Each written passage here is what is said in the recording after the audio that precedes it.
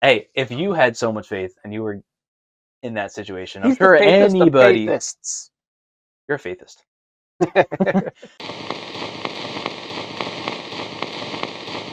Welcome back to the Killer Media Podcast, your home for all things horror entertainment and movie reviews. I am Tim. This is Nick. We are your hosts, and today we have The Conjuring, But before that, The Last Rites.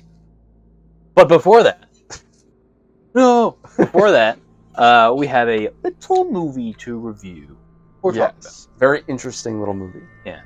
So bear with us. Bear with us. It's like 5 minutes. Yeah. We'll So we were basically contacted to review this film by the publicist, whose name is Dennis Moore.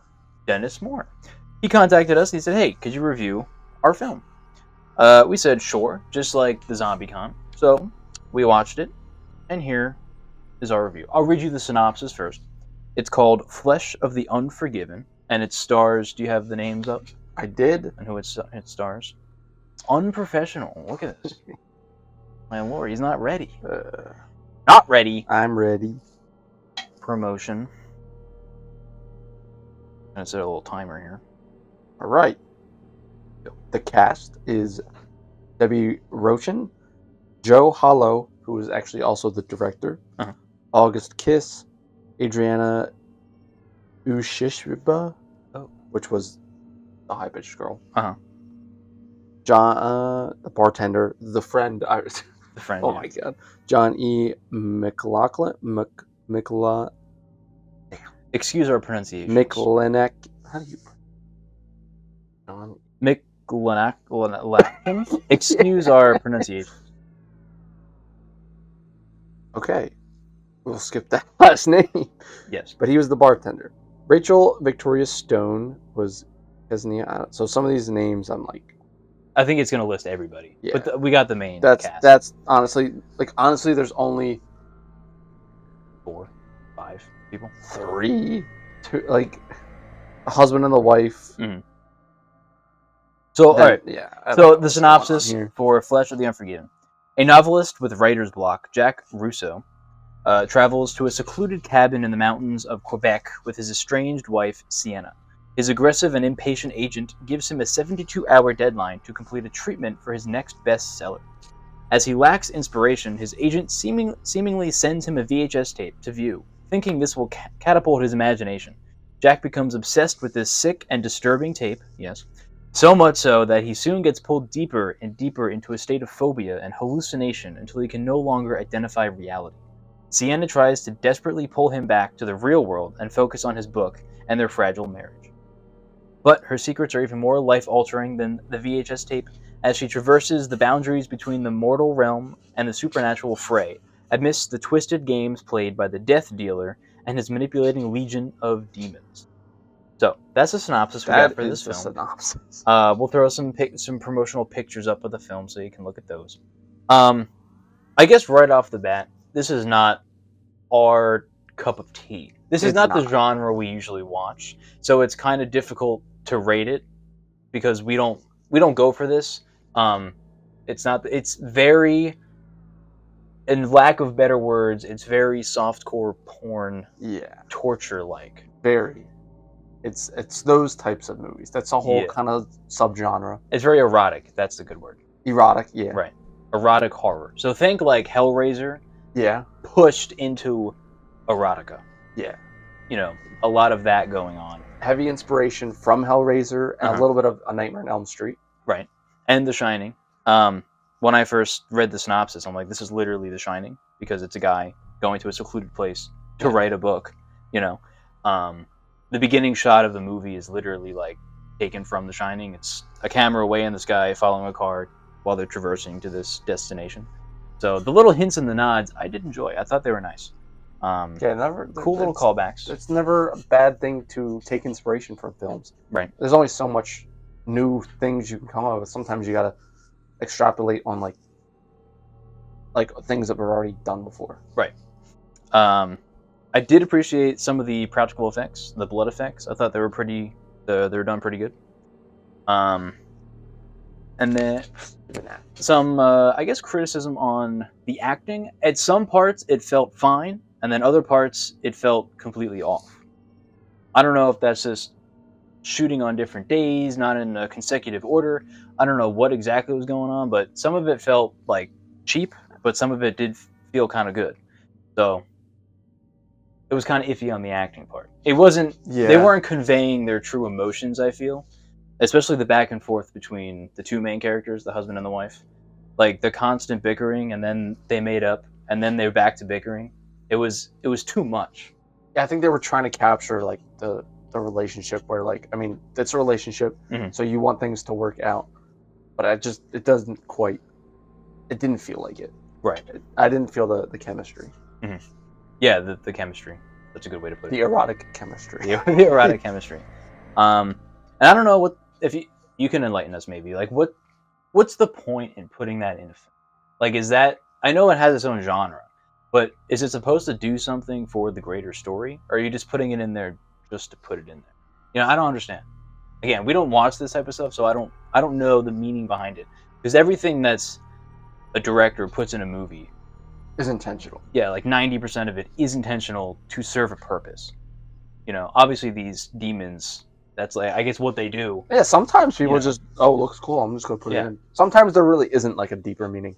Right. But this is a psychological horror, so a lot of things in psychology that you can kind of delve into. Mm-hmm. I myself really love psychological horror, especially Silent Hill, Hellraiser, and also that's also physical. Right. Yeah. This is very much physical. Like I could see the psychological elements, but this is like, it's like too much. Right. Especially for me. Yeah, if it's your type of film, if this is like the genre you go for, you may find some enjoyment here. It's just so far out of the realm that we usually watch. It was hard to resonate and hard to like properly give this a rating. But yeah, there's reviews that say that they like the film. Yeah, it got 37 there's awards, fans of this genre. Mm-hmm. I mean, we had a comment before about we had a hot take that somebody didn't like the Scream franchise because it got mainstream, and that smut films, all that type of stuff, like those, kind of like this movie, I would assume, is like where they find true horror. They don't like how it was mainstream. So there's definitely a fan base for these types of movies. Mm-hmm. There's actors and actresses that star in this, directors that make these films, so it's somewhere. Right. And maybe it's a fear, the horror of the vulnerability, maybe. Because nudity in films is vulnerable. Yes, it can be very vulnerable. The people in this movie seem to enjoy it. So I don't know the disconnect there. We don't know. So, I mean, that's a little review for Flesh of the Unforgiven. If you like this kind of stuff, if this is your genre, give it a shot. You may like it. I want to add, so in the movie, he's in a secluded place, and he goes to the bar. I'm like, aren't you in a secluded place? I'm confused. Maybe it's just like for him, it's not like in a town, but there's a bar. Maybe, you know. It would have made more sense if there were like flashback scenes. That was maybe why. Because if this was supposed to take place in a secluded cabin, you're probably not going to be very close to your civilization, I would assume. Yeah, and the bar's always empty. It was 100% completely empty. Maybe get some extras to fill it up, or was that even real? Who knows? Green screen. Yeah, there was definitely some green screen use and practical effects. We're not going to go into detail. Yeah. They're graphic. It's very graphic. Even we don't want to talk. We honestly don't want to. I felt kind of like uncomfortable watching this film. I did too. It was just, it's not our thing. Mainly because it's probably mainly because we're guys. Yeah. Especially the scenes we're talking about. Yeah. So if you've seen it or you watch it, you'll know. But as Nick said, this film has some good reviews. I think it won 37 awards, you said, and got nominated for like 40. 37. Yeah. 35, 37. So it did win some awards at film festivals, so it does have an audience, clearly. So, yeah, it could be your thing if you like that, but it's just not for us. So we'll end it there. There's the review for Flesh of the Unforgiven. And now, the main topic of today. The final Conjuring entry for our podcast for now. The end. Oh, you doing the poster? when they're warding off the demon. I saw a video. It's like him and a rabies going. Yeah. It's warding off the demon. Yeah. So this will be the final installment for the Conjuring franchise that we're going to review. It's the last movie of Phase 1. It's the last movie with the Warrens. And after we review it, we will give a ranking of the entire franchise, where we put these films. So, to jump right in, it's new, so we'll start with some non-spoiler, just like a synopsis, and then we'll jump in. It'll be short. So basically, this film, we follow the Warrens' final case. Now the final case. This reigns true to real life. This was their final case, the Smurl family. Maybe large-scale case. Correct me if I'm wrong, but it could be their final large-scale case or altogether. But it was deemed that this demon they faced was so scary that they quit. They said, we're done. We're not doing it anymore. Because it scared them to the core that much. And in the beginning of the film, they do show why. So they kind of tied that in. Now, that didn't happen in real life, I don't think. But it made sense in the movie timeline to connect why they stopped. Yeah. Judy is now, like, way old. She's like... I actually don't even know how old she is. Because she's got to be at least... still living at... I don't think she is. I think she's like 25, maybe. So... Old enough to get married. Yeah.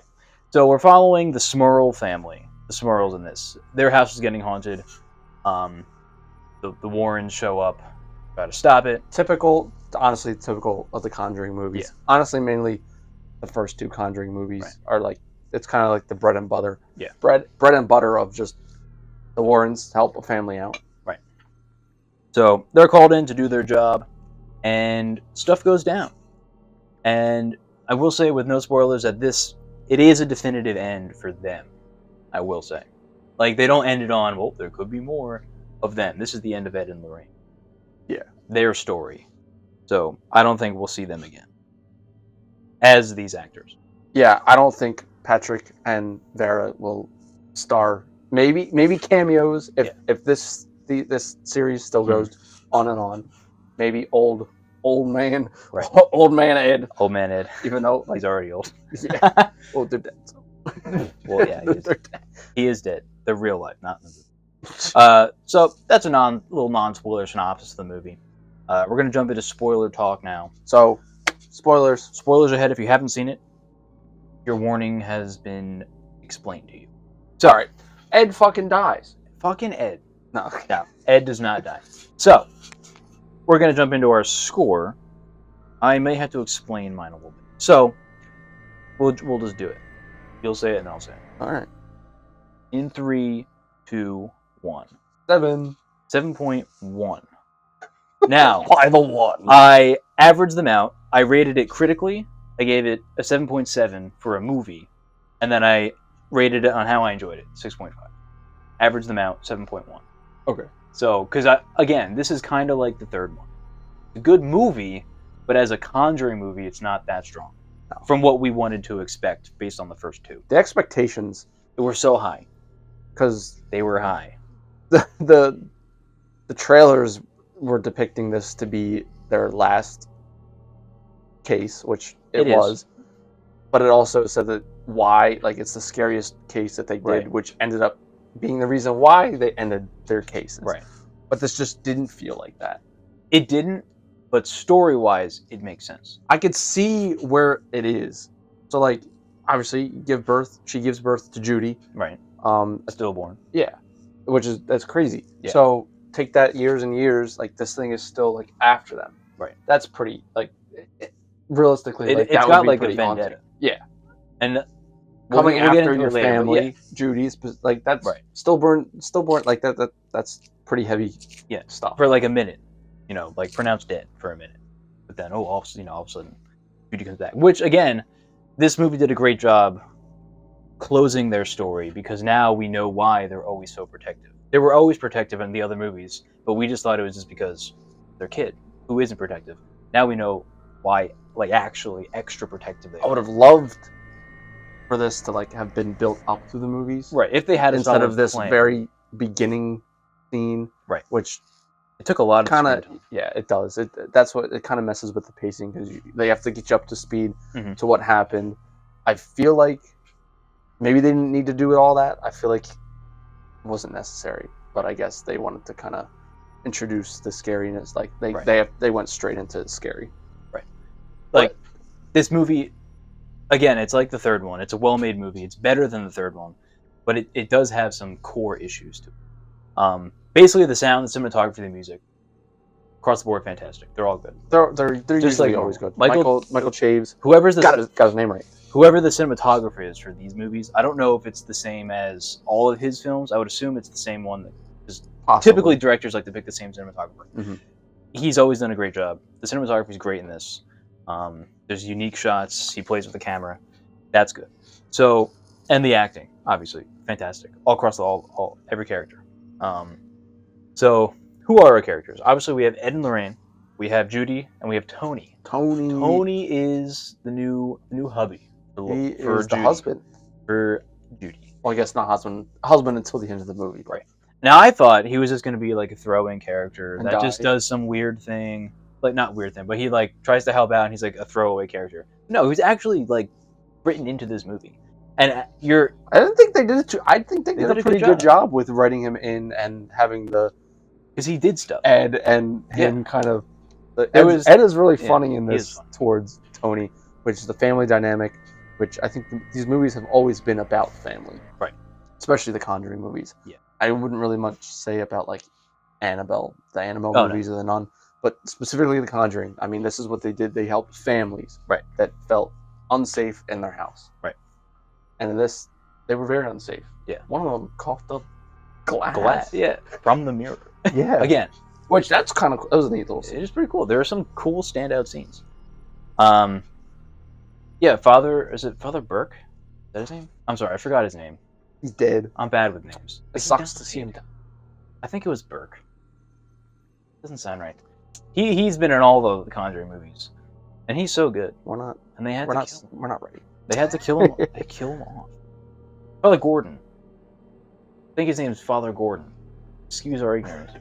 So, and just like past movies that Chaves has directed, he does kill people. He's not afraid to kill people. I'm glad that there's stakes. And there are stakes. Yeah. Oh, I'm not glad he died. But it's good that they did, because it shows, again, the demon has some fearfulness to it. Why you should be scared of it. Which, again, we'll get into more of the specifics on the demon. So, I'm trying to find him. It's Father Gordon. It's Father Gordon. I don't know where Burke's coming from. I need to find it. But it's Father Gordon. Eat at me. Let's just search who's the father in the Conjuring film. Not the father, but the priest father.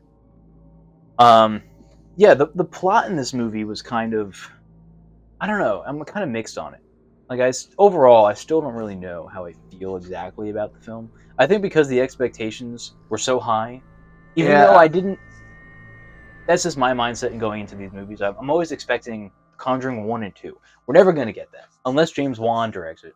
Even if he does, I don't think we're ever going to get that. And even then, Conjuring 2... That was lightning in a bottle. And the Conjuring 2... Specifically Conjuring 1. Like, honestly, if we're comparing Conjuring 1 to Conjuring 2... Yeah. We're comparing Conjuring 2 is definitely, like... It's a step down. It's a step down. It's, like, barely a step down. Conjuring 1 just is lightning in a bottle. I don't know what he did to that film. That film's cursed. So... It is James Gordon. James Gordon? It is James? It's Commissioner Gordon. That's DC. So it is Father Gordon. Yeah, Father Gordon. So yeah, he dies, unfortunately, in a brutal way, I must say. Yeah. Pretty brutal. He falls and hangs himself. Yeah, he hangs himself. This demon likes to hang people. Yeah, he tried. It. Yeah. I think there's like actually 3 spirits. Like there's like 3. Yeah. There's because like the mirror had like 3 angels on it or whatever on it, and it was controlling 3 different spirits, but that wasn't the spirit itself. Right. I don't even know. That's kind of where it dips in quality, kind of the explanation of the demon. Yeah, they don't go in, like, Conjuring 1 wasn't a demon. It was just a possessed person, Bathsheba. The Conjuring 2 introduced demons with Valak. And they give it a name, they give it some, not like backstory, but they make it have a presence. It's an actual character. The demon in this movie is kind of an afterthought. He's just there. They just say it's a demon. They don't tell you its name. They don't know who it is. You see it twice on screen. It looks like this golem gremlin type of thing, but you see it in the shadows. Like, it's very like smooth and gray. and it's got glowing eyes, which I like glowing eyes. I wish they did it a bit more, but oh yeah, there was a nice. Was it that scene?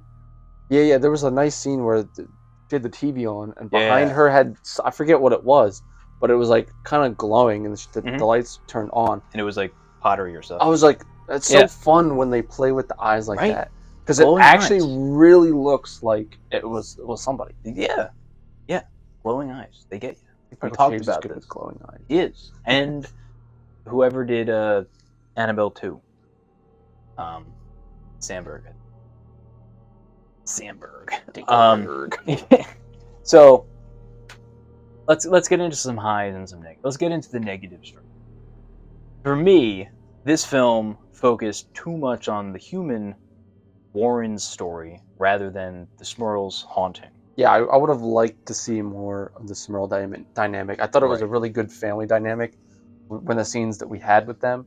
But after a certain point, Ed and Lorraine kind of took over, which is nothing wrong with that, because I think Patrick and Vera do a really good job, and it's still evident here with their family dynamic.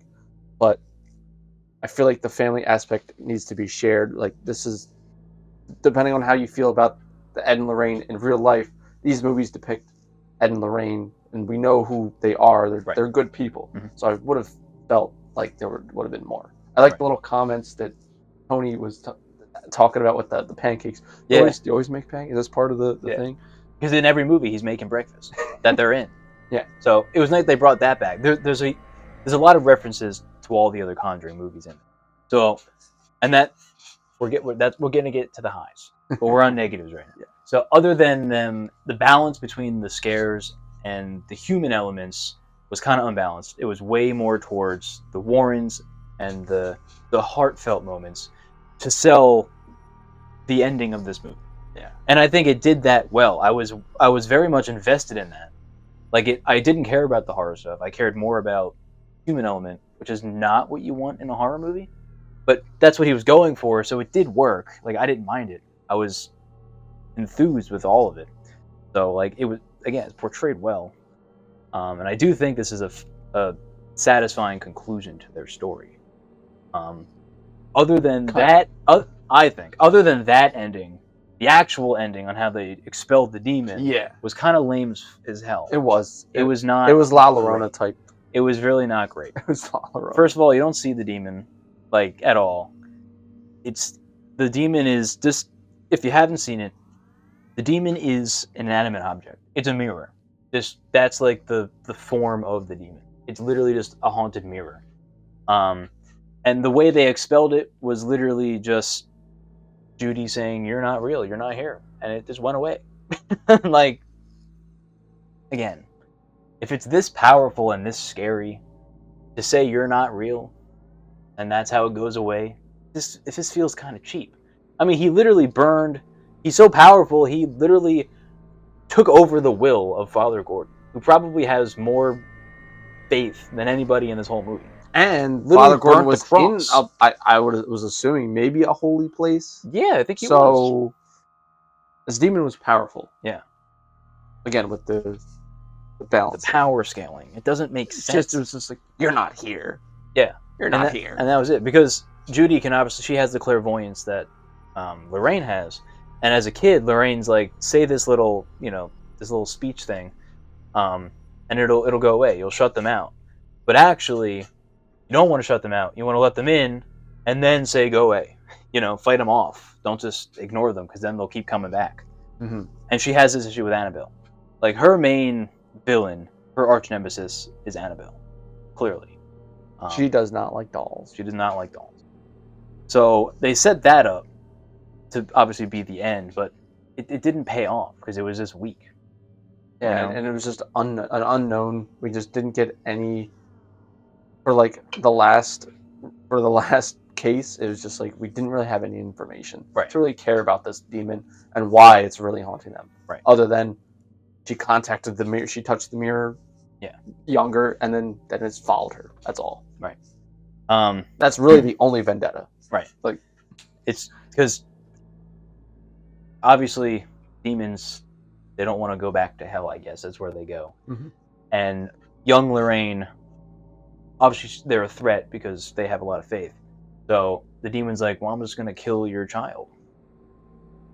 Awful. And then you won't have faith. Yeah, awful. But, they expelled the demon then. She cited her prayers, and it does make sense why the demon wants Judy dead. Judy's at the forefront. They want Judy.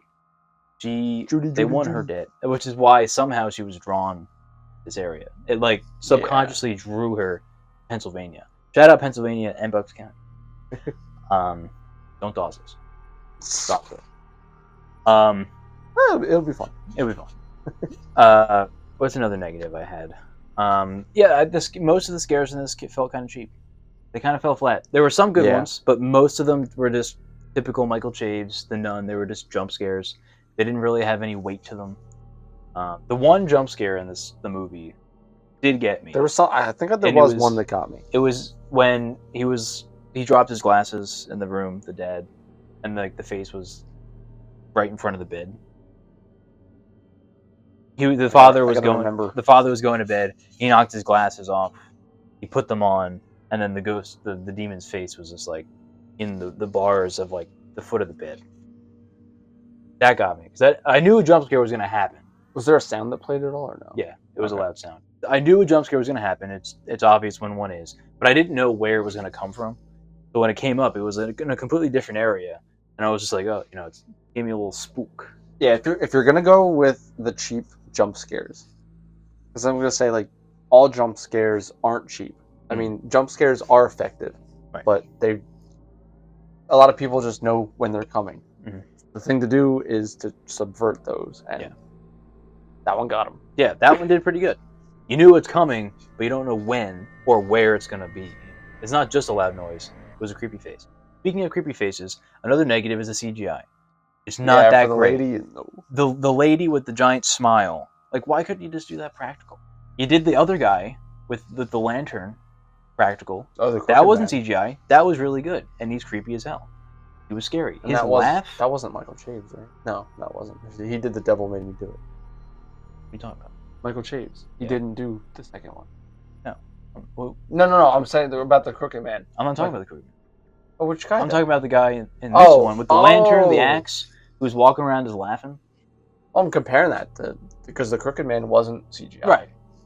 So we thought he was. But this guy, it was practical makeup, to my knowledge. It was really well. He's creepy. Yeah, I think he had a creepy face. And he's shown a lot in the trailers. But again, they're just like the Conjuring 2, they're a red herring. So we'll get into that with the positives.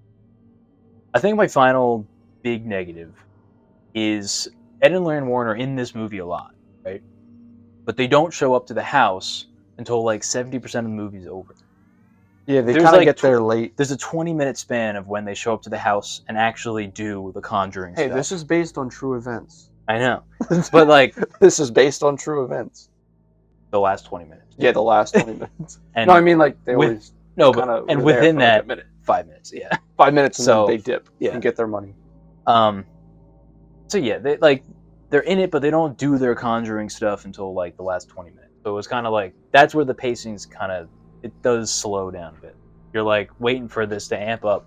All right, let's get to the house. Mm-hmm. And then you're just waiting and waiting.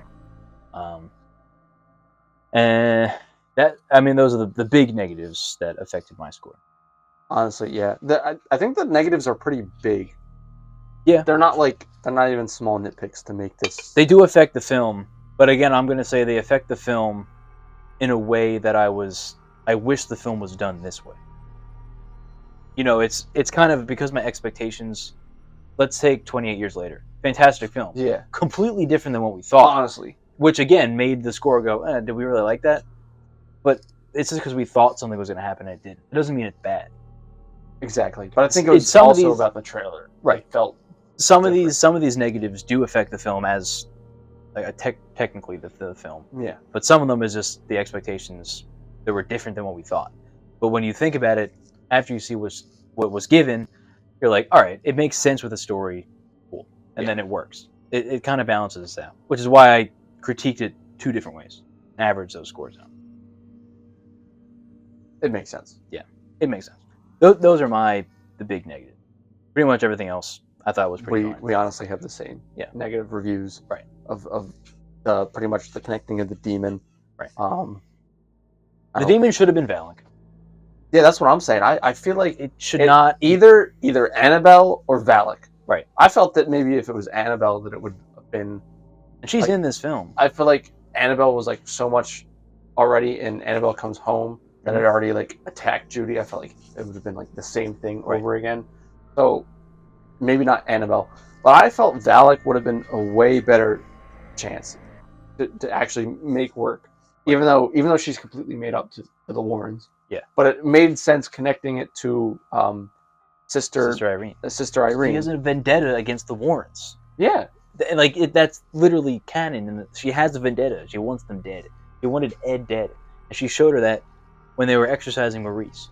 So like connect that. Anyone descendant of Saint Lucy, Saint Lucy, right? Or Mary? Lucy. Saint Lucy.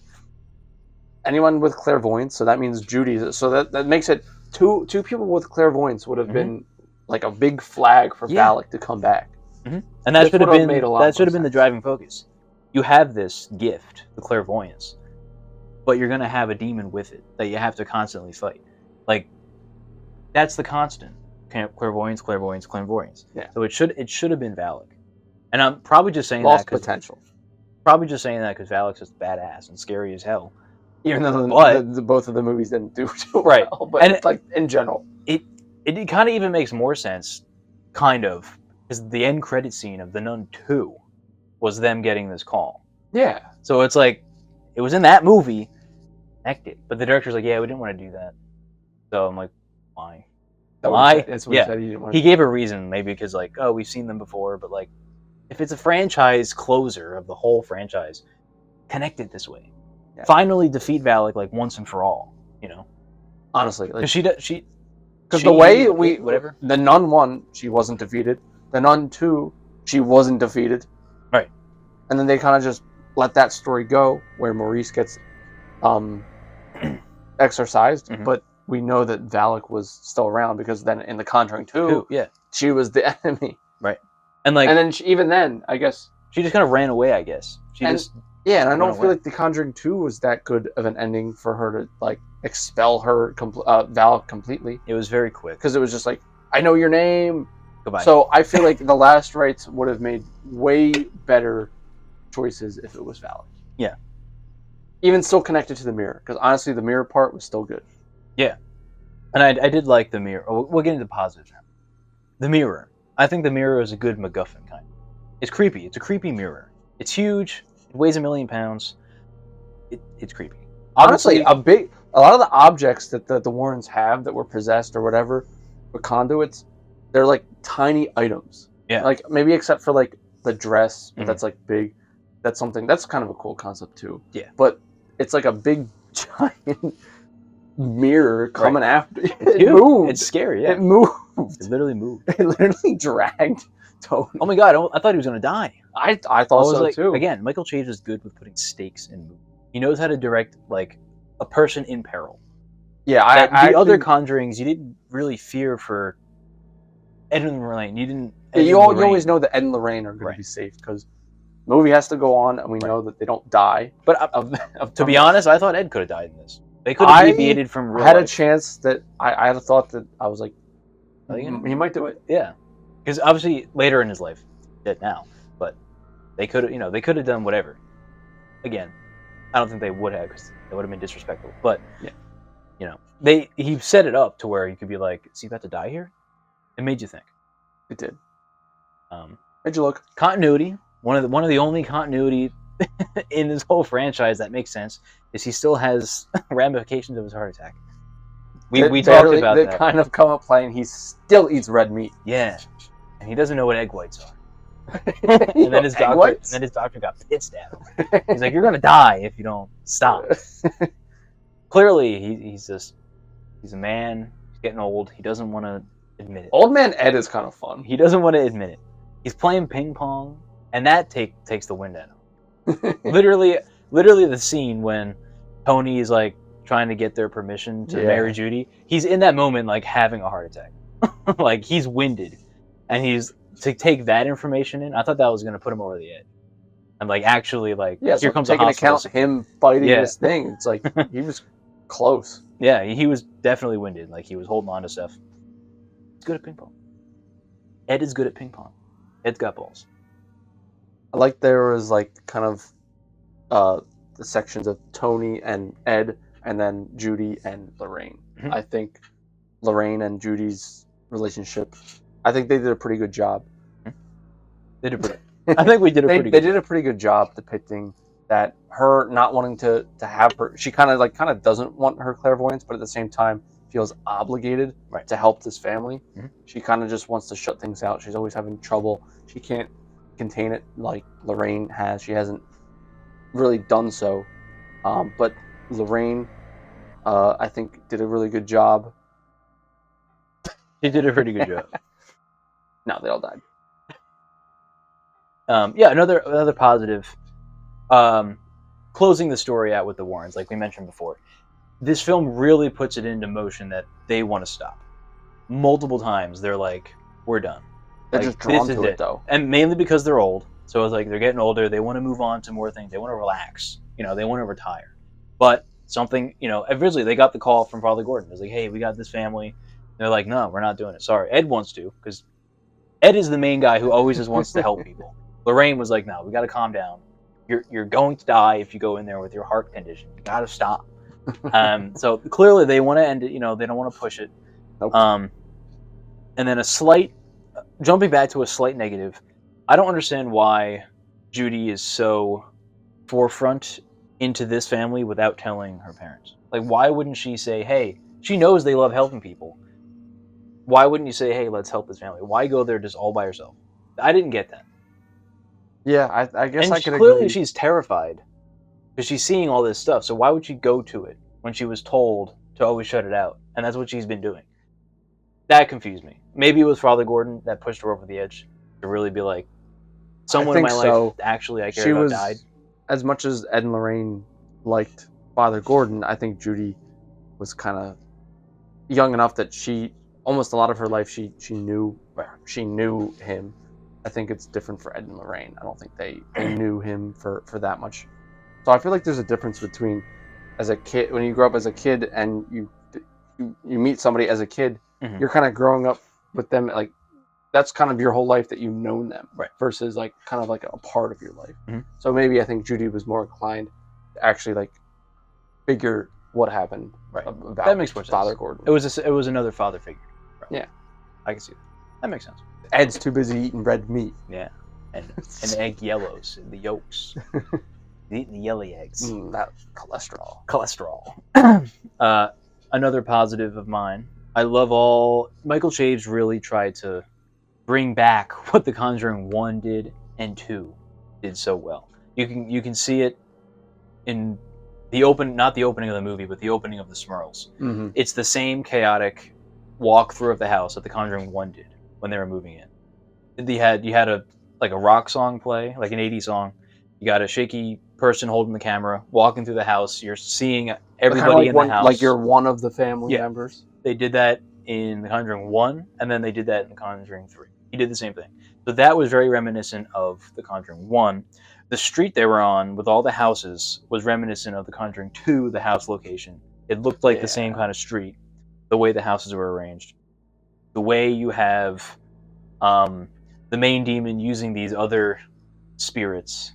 The Conjuring 2. As a full... Same thing Valak did, which is like, it's definitely Valak, because she's doing the same thing. There was no way it wasn't. So, the whole time. Again, another like red herring there. So Conjuring 2. And then there's a lot more. The aesthetic of the actual house reminded me of The Conjuring 1. It was a creepy look. Not creepy, but it looked like an old rundown kind of house. They don't have a lot of money. They're kind of poor. So a lot of their electricity are like separate lamps that they have. Like they don't have like a whole lot of stuff. So it gave you the atmosphere of, a rundown kind of creepy aesthetic. And the dynamic of all the family members. Oh, they were crazy. That's the positive. There's only a little bit of a negative that I wish that they were shown more. We don't... So like that, the positive is that they had such a good dynamic, but the negative is that they just didn't have that much screen time, and we didn't see them develop and get haunted like we did with the first family. Yeah. In Conjuring 1. Even the Conjuring 2 yeah. was a decent amount of time. We got to know every one of those characters. In this one, it was mainly like the two sisters. The two younger sisters and They the were little kinda child, like, yeah, they were just there just to be there. We really focused on the two main. And it was like, all right, you got close. Another reference with, instead of hide and clap, the two young girls like to hide in the closet and pull on the telephone pantry, wire. yeah. That very reminiscent of the hide and clap scene. So he took a lot of references and kind of put them and put his own spin on them, which I appreciated the callbacks. They were nice, but they weren't as good as where they originally came. Yeah, despite not a lot of screen time, I think it was a really good positive. Yeah. Another positive. For you. I really liked the scare with the pantry. I liked that one. You did like that one? I did. Did you not like it? Not that I didn't like it, but I thought could have been done better. I mean, the setup for it, as obviously she thinks I think the good setup was good. But we know right away that it's not the kids. Yeah. Maybe if they framed it as we thought it was the kids, then it wasn't. It would have been better. Right. I still think that was one of the good scares. Right. Over like all the cheap scares that we had, Mhm. I think that was a good one. I agree. Because it wasn't like it wasn't a jump scare. It was Right. It was kind of more subtle.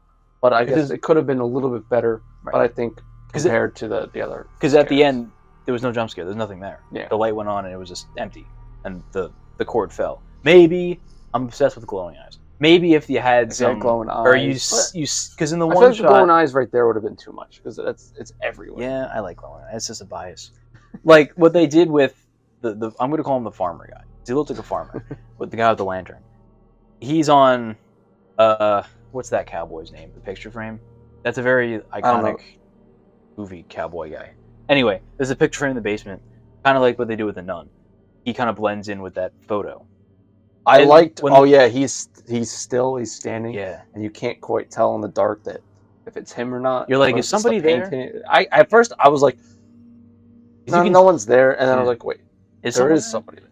Like it was so subtle that if you have a light on in your room, it'll drown it out and you won't see it. Like if you're in complete darkness, like as you're watching the film in your house, you'll see it more. If there's a light obstructing the screen, it's so dark you won't see it. We watched it in IMAX, and like I mean, it was the hard room to see. was dark, and it was kind of hard to see. So it was done well because you yourself are thinking, is he actually there or is he not? And then the light goes on and he's not there. When it can mess with audiences like that, that's when it's good. Right, and it's those subtle in the background elements, not in focus. That's the scary stuff, and I wish most of the movies in this franchise did that more. The Conjuring 2 did it well with the nun, and it works the best with her, or whatever it really it is, does, because she's just creepy as hell. So more of that, which we did get a lot of that in this film, but more of that I like, because that's really creepy to me personally. Everything's subjective, but another positive was honestly, I mean, he was one out of the 3 or whatever, however many demons. I think it was 3. It was my favorite. That guy. Yeah, he was like the most physical, even though he technically he couldn't hurt anybody. Yeah, I don't know how we don't know. He was still like intimidating versus kind of like the other scares. Yeah, I think there was 3. There was the old lady with the smile. Yeah. There was him, and then maybe it was just those 2. They said 3 though. Did say 3. Oh, and the wife that he killed, but she was in it for one scene when she died again. Oh. When she was already a ghost. Oh yeah. Because the old lady was creeping on Judy too. Because apparently in real life, the woman one, would like inappropriately touch them. Oh. That was like the spirit, what it did. A little frisky. So, and it did that with Judy when she was trying on her dress. It was like touching her ass, you know. So they touched my ass. They brought that into like they went there. They went there. They went there. Just the way that the farmer Dan, I'm calling him, just the way he walked, like his like this physical like expressions was creepy. Like he walked like with power. The way he was walking down the stairs, honestly, like he was walking, he was a presence. He had Lorraine terrified. Yeah, he was creepy. And yeah, would she have died? I don't think so. Whoever Tony didn't open the door. I don't think so. Because yeah, like what are they?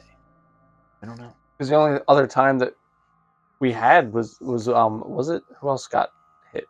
Was it I'm trying to remember who was it, the wife or Judy, who also was attacked by it. Whoever else was, they also didn't get that. They didn't get injured. Yeah. Like they were just kind of found on the ground.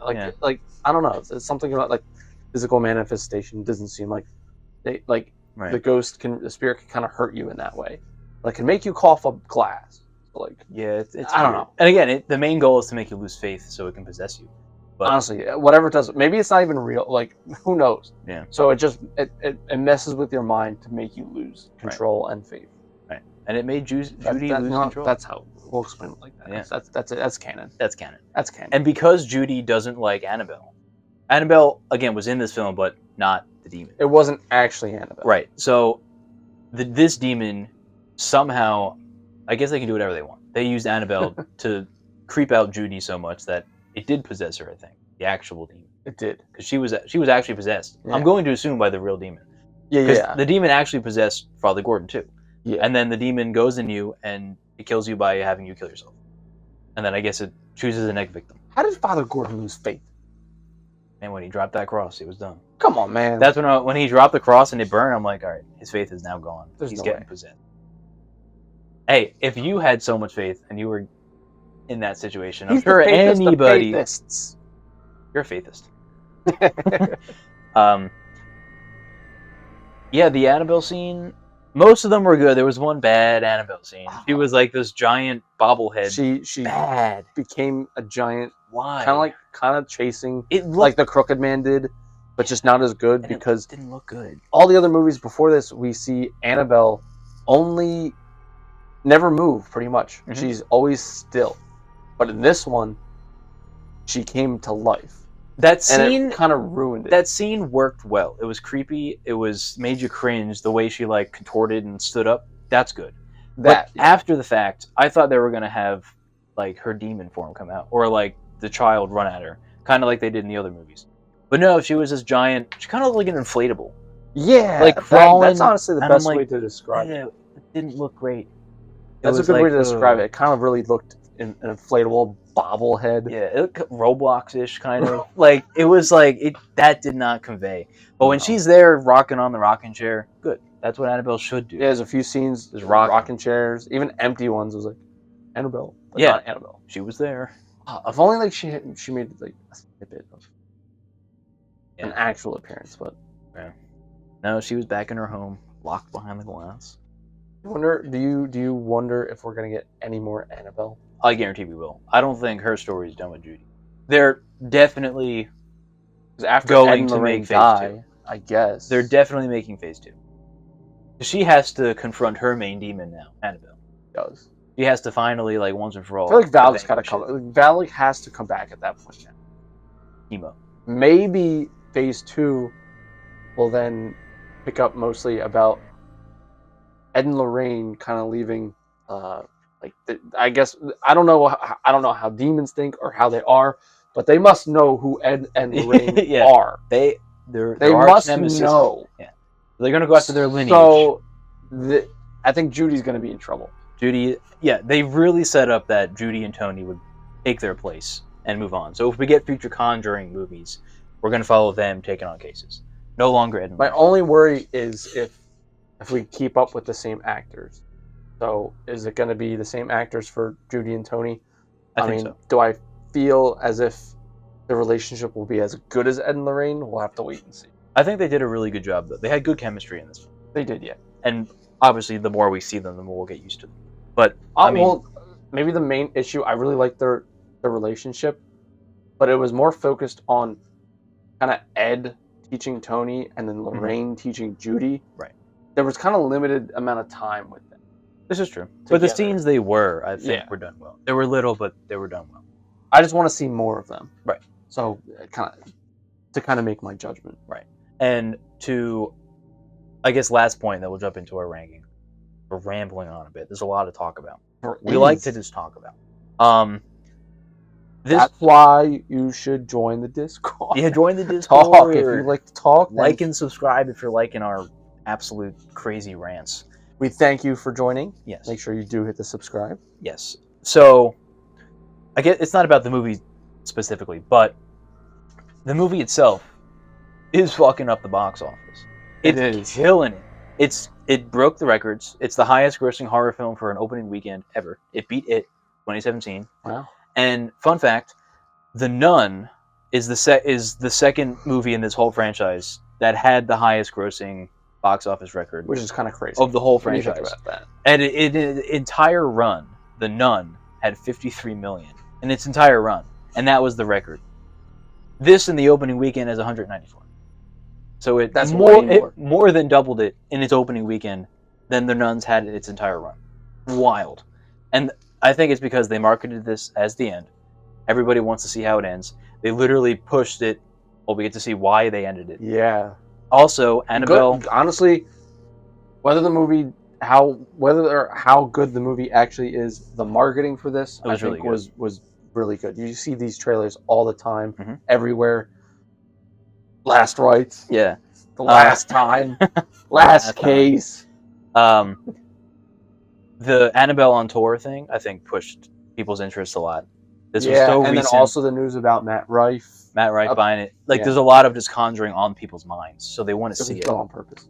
Yeah. This was all market. Probably. Matt Rife is just going to sell. And Matt Rife never actually bought. Nah, sell out. So, and then lastly, this movie did so well with the box office. Warner Brothers is so enthused that a TV show just got announced today. A Conjuring TV show on HBO Max. So, I think it's going to be a prequel. Young Ed and Lorraine doing stuff. We'll see how that goes. TV it's going to feel cheap. Hopefully not, but they're not ending the franchise. They're going to make more. Money talks. So look out for phase 2, which we'll probably see more Conjuring films, not focused with Ed and Lorraine, but other films. We'll probably see Annabelle come back, The Nun, and new stuff. Yeah. So you got that to look forward to. The movie's doing a great job in the box office. If you haven't seen it, go see it. Support horror movies. They're made on such low budgets, but they look like they're high budgets. So yeah, they do it. It's kind of a crazy thing that some of these people can conjure up. Right. Horror films are literally single-handedly saving Hollywood, because Hollywood's going bankrupt with these $300 million movies that aren't making money.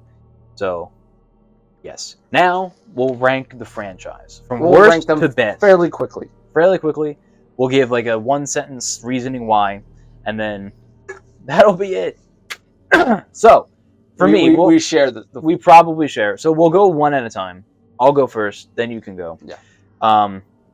Let's try not to rant like 5 minutes on a movie. Like, say the movie, give one sentence, so we can make the TikTok videos that eventually we'll profit off of. Very short. Which one was longer, the Halloween ranking or the Friday the 13th? Friday the 13th was. Really? Yeah. Yes. I guess there's way more Friday the 13th. All right, so at number 10 for me, this is the Conjuring franchise ranking for me. Who's 10? So at number 10, I have Annabelle. The first one. This movie is absolutely boring. It's not scary. It felt like some regular haunted house script somebody wrote, and they just said, let's put Annabelle in this, and let's put her name in there, and that's pretty much it. Number 9, I have The First Nun. Overall, it's pretty boring. The story is very basic. There's no motive for Valak. She's just there like spooking people for no reason. The other characters are flat, and I will say the cinematography was top notch though. Very beautiful film. Number 8, I have The Curse of La Llorona. Now this movie is very forgetful, kind of like The Nun. I was gonna say same director, but it's not. The second one is, but I appreciate the brutality of La Llorona that Michael Chase brings to this franchise. There are stakes. But the story is very basic and the acting is kind of meh. No. Yeah. No Kellen. Number 7, I have The Nun 2. Now, this film did portray Valak a lot better than The Nun 1, but it's kind of like the first one. The scares are pretty tame. It feels kind of like a haunted house attraction with just like some cheap jump scares. But it is better, technically. So, number 6, I have The Conjuring, The Devil Made Me Do It. This is the most controversial Conjuring film in the franchise, I feel, as it doesn't feel like a Conjuring film. It's very wide open. It's a court case drama film, not a haunted house. Technically, the film itself is a good film, but it's not a good Conjuring film. Number 5, I have Annabelle Comes Home. To me, this is the most rewatchable in the entire Conjuring Phase 1. It's a fun horror movie, right? I don't know what has the rewatchable factor, but it's not like shit your pants scary. Mm-hmm. It's like a thrill ride. It's fun and scary. I like the characters, even though one of them is just annoying. Just to be annoying, the Daniela. Her motive. And Lorraine Warren are in it, so, and it's Annabelle. At number 4, I have The Conjuring: Last Rites. To me, obviously, this is the third best Conjuring film. It's not the scariest; it felt cheap, but I really appreciated the human elements. I thought they were done really well, even though it took the focus away from the horror elements. Mm. And it was a very satisfying conclusion to the Warren story to me. Annabelle Creation comes in at number 3. This is the best Annabelle film by far in terms of the scare factor and just the dread factor. I thought Carl Sandburg, whoever directed this film, he did a good job. Andy Sandberg. No, you know how to direct a horror film. He did Lights Out. Very good. Okay. I like the characters, and the movie just reeks of just dread. And I like the backstory they gave Annabelle. Then I have The Conjuring 1 at number 2. This is, to me, the best in the whole franchise by a long shot, but it's not my favorite. This movie doesn't have the rewatchability that the second one has. This movie is absolutely just pure dread. Like, it's just nonstop horror and just dread that you're watching it. It's masterfully crafted, and it creeps the hell out of me if I watch it alone at midnight. And then coming in number 1, my favorite in the whole franchise is The Conjuring 2. It might not be the best in the franchise, like I just said. It's the second best, but it's more enjoyable and has more of a rewatchability factor to it. And I really love the hoax angle, how they played that in. That's what actually happened. And it's The Nun, so. It's been it. The best we've seen The Nun in any movie. So that is my ranking for The Conjuring. Not a bad ranking. Yeah. Let me show you how it's probably going to be fairly similar. You might scoff at some things. Yeah, and I'll just quickly say the bottom 4, The Nun 2, Curse of La Llorona, The Nun, and Annabelle, they're kind of they're interchangeable. They're all kind of on the same, except Annabelle 1. That movie's Annabelle versus. Yeah. All right, coming in number 10, Annabelle. Obviously, the first one, very similar to what Tim had said about just boring. Yeah, absolutely boring. Mm-hmm. That's like honestly all we can say, other than the points that he just said. Yep, it didn't make any sense whatsoever. Then we have number 9. For me, was The Curse of La Llorona. Mm-hmm. I did kind of like the brutality, like Tim said, but cheap scares and the limited time and the acting is kind of really what does it for me. It's honestly mainly the acting, kind of. No. It didn't feel. She didn't feel like she really felt for her kids. There were some good, promising parts of it, though. Now coming in at number 8, I might even group both of 8 and 7. Yeah. Both of the nuns are kind of just together. I kind of look at them as a whole, so there's not really one better than the other. Maybe like 2 just slightly better, but in general, the movies. I kind of like Valak in general, so I kind of rank these movies higher than Tim does, but necessarily they're just not as good. They don't actually show Valak's power like they really should show. Number 6, The Conjuring: The Devil Made Me Do It. I actually kind of liked this film. I kind of liked the court drama, but it was like kind of like the first movie that had stakes that I watched. Like Michael Chaves. Yeah, Michael Chaves. I love how he actually includes actual things. And the cinematography, I love the scene with the when he first kills the guy, the scene with the lights coming at him. Crazy. Mm-hmm. The glowing eyes. It's the glowing eyes. Then, Annabelle Creation. Exactly, I know you're going to scoff at that one. So, Tim likes Annabelle Creations. It's a lot better than the first Annabelle movie, but a lot of the story and how it connects to the first Annabelle movie just kind of ruins it for me. I was just confused on why they just didn't do it in the first place and kind of connect it there. It just kind of doesn't actually feel connected. It was kind of it felt like a last minute type of thing. That was kind of really the biggest issue. Other than that, I really like Annabelle in general with the scares. Kind of the same paraplegic thing that the one Child's Play had. Yeah. We had a comment about that. Mm-hmm. Then at number 4 is Conjuring: Last Rites. It's actually the same as Tim's. Yeah, it is. It is. Kind of obviously what we said with today, Last Rites. Really like chair. Chairs. I like chair. They do throw a lot of chairs in these films. I was hoping for a mirror. For me, Last Rites was just very disappointing compared to my expectations. I think maybe if I didn't expect it to be like the last like big coup de grace, then maybe I would have ranked it higher. But what I was expecting was a lot more than what we had gotten. Then for number 3, Annabelle Comes Home, by far my favorite Annabelle movie. It kind of portrays her kind of like the best. It's just a fun movie in general.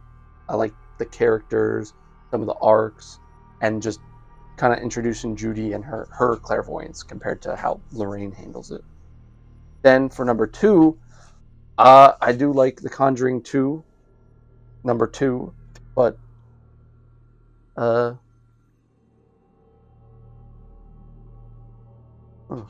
at the time. I gotta go. Yeah, he just cut short. That's good. All right. I like The Conjuring 2 because it kind of introduces like the family aspect. That's pretty much what Ed and Lorraine are about. So they did that the best in this, and I'm gonna eat my words with thinking the Crooked Man was CGI. Turns out it wasn't. It was really good practical effects. Mm-hmm. So I'm gonna eat my words, and that's what makes it number 2. Not really necessarily, but yeah, number 2. For me, it's honestly the first Conjuring. I'm actually more into the aspect of like the dread compared to Tim. I just like, for me, I can kind of rewatch that more so over and over again.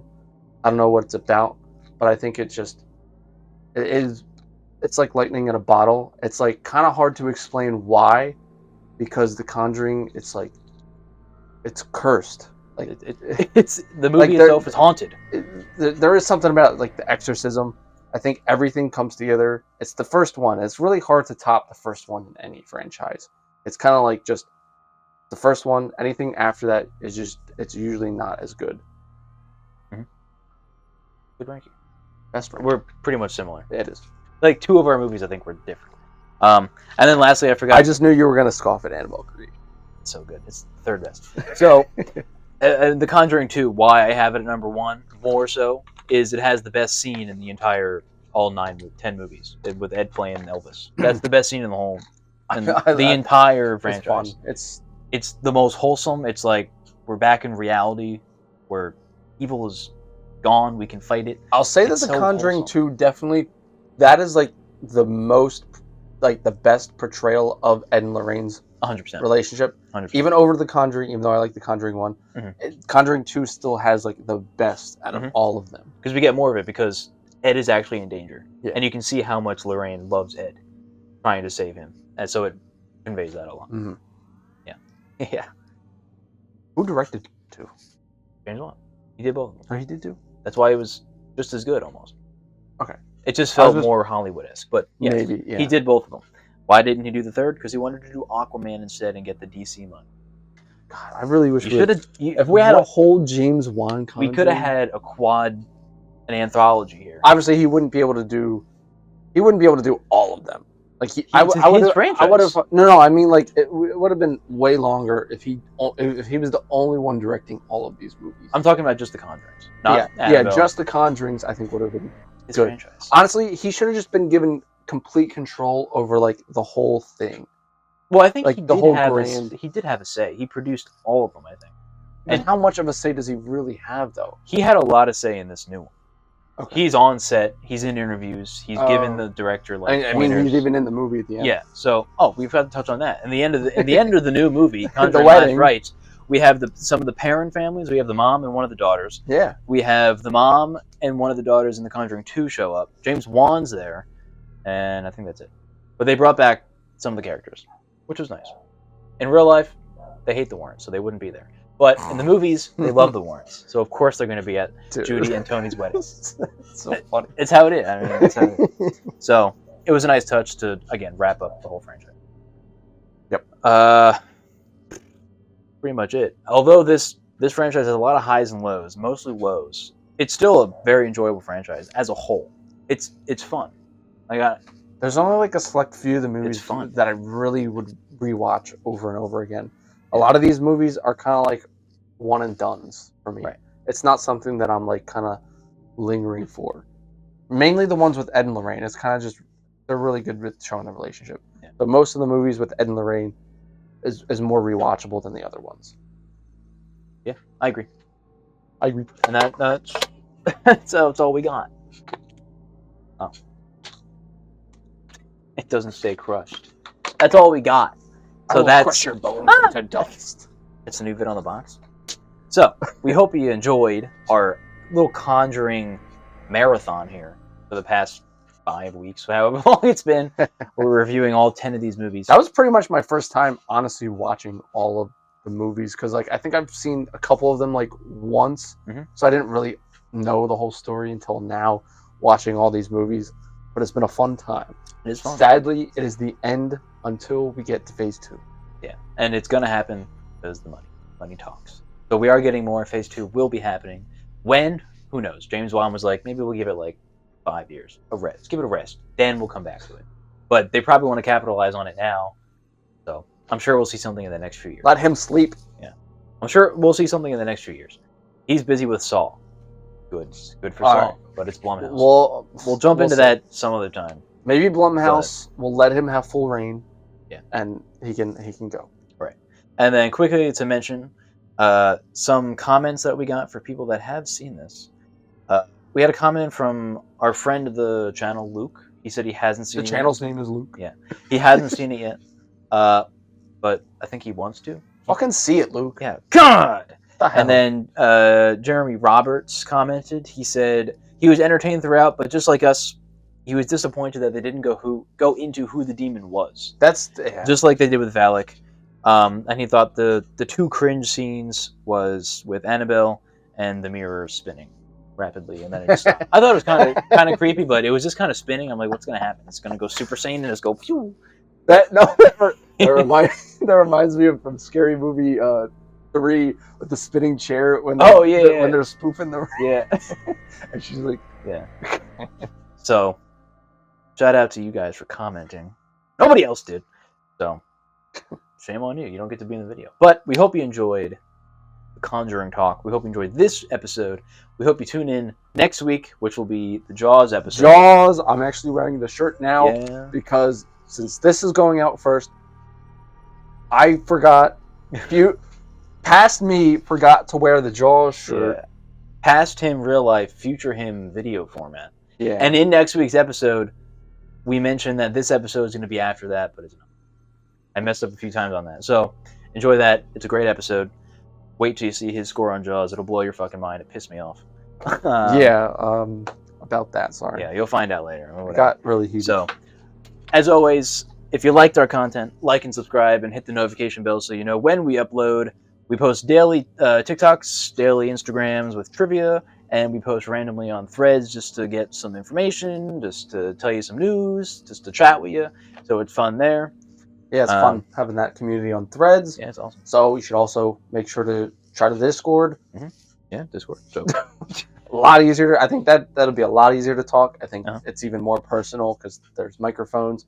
So voice chat potentially. So Discord. Yeah. And then lastly, before we sign off, we will continue our Alien Earth reviews after the episodes have fully been released. So we're going to do episode 5, 6, 7, and 8 all in one episode. Because the way they release and the day we record, we're always behind, and then it doesn't make sense. So we're going to finish it off into one episode with a whole series review. So we're going to finish it off. Yeah, we're going to finish it off. So if you're looking for those, that's where they went. They're coming back. We're still watching it. We're still enjoying it. We're still watching. Yes. You'll see that later. And maybe a little sneak peek. Yeah. We'll just say this. Episode 5 was the weakest so far. It was not the best. But it had high moments, but it wasn't. Overall, it was pretty weak. We both share that opinion. Maybe we'll talk about it on Threads. We already have. Yeah. So, you know that. So, that'll be it. We'll see you next week with Jaws. And, comment below your favorite franchise? Your favorite movie in the franchise, and give us your ranking if you want to. So, yeah, give us... Honestly, that'll be the best thing. Give us your ranking. Yeah. Because it's been a long journey, so we need to know yours. Yes. Comment below, and we'll see you next week. On the box.